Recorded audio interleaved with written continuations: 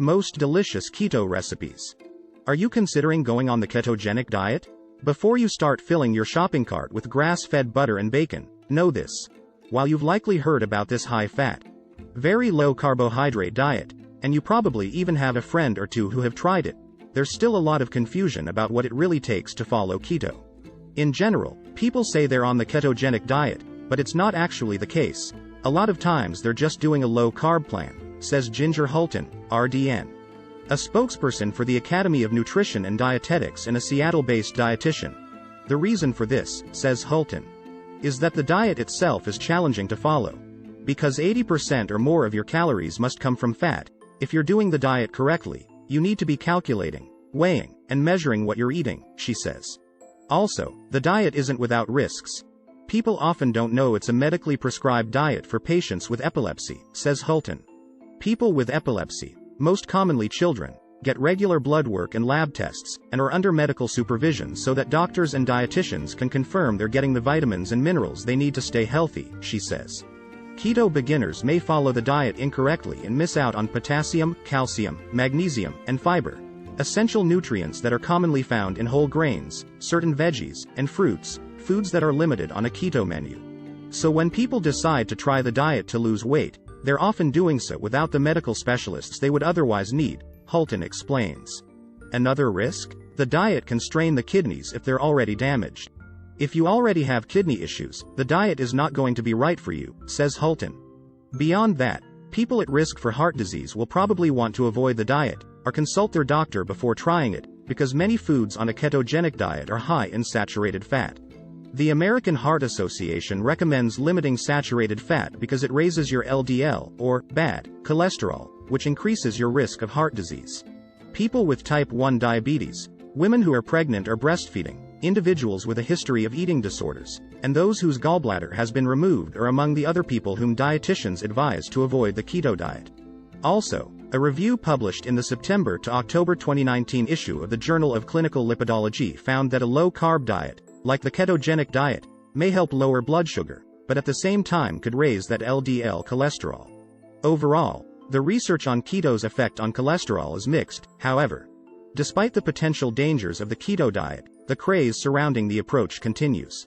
With more and more people espousing this philosophy for weight loss and other purported health benefits, I think people are attracted to the diet because you often lose a lot of weight in the beginning. But it's actually water weight at first, says Pegah Jalali, RDN, a registered dietitian in New York City and an adjunct professor at New York University. Also, if people do have weight loss success on the diet, which is very restrictive, many people don't have a plan for what's next, after that phase, says Jalali. And when you start to add carbs again and return to how you ate in the past, you'll likely start gaining weight, she says. So-called yo-yo dieting, studies show, can be harmful to your health, even upping your risk for a heart attack, according to a study published in April 2017 in the New England Journal of Medicine. While there's ample research on the perks of the keto diet for epilepsy, there's limited research on humans when it comes to other touted health benefits, says Jalali. The trials haven't covered long periods of time, and often people are in the same place, weight loss-wise, as those on other diets after 6 months, Jalali says. For example, a short-term study published in August 2020 in the journal Nutrition and Metabolism found that older adults with obesity on a very low-carbohydrate diet, that included high amounts of fat, lost more weight and total fat than the control group. While the results seem promising, the study lasted only 8 weeks. An article published in July 2019 in JAMA Internal Medicine explained that the enthusiasm for its potential benefits exceeds the current evidence supporting its use for these conditions, like treating obesity and type 2 diabetes. Thus, Jalali says, it's an effective diet for people with epilepsy who can take advantage of the health benefits and have medical supervision and a lifetime motivation to stay on the plan. But people who don't have a medical reason to be on the ketogenic diet may want to reconsider. I think there's a more sustainable way to lose weight, even for people who have a lot to lose, such as with plant-based diets, the Mediterranean diet, and the DASH diet, says Hulton. I don't recommend the ketogenic diet for anyone unless it's medically necessary. Regardless, the popularity of low-carb living isn't going anywhere, what with the ever-expanding crop of keto bloggers and keto Instagrammers sharing their experiences online.